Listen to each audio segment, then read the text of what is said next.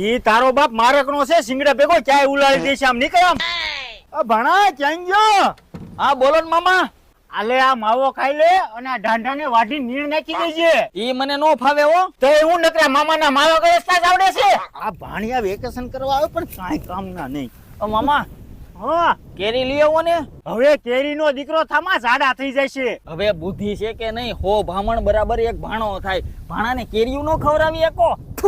આ જાય તો હારું. હવે આને તો બહુ કરી.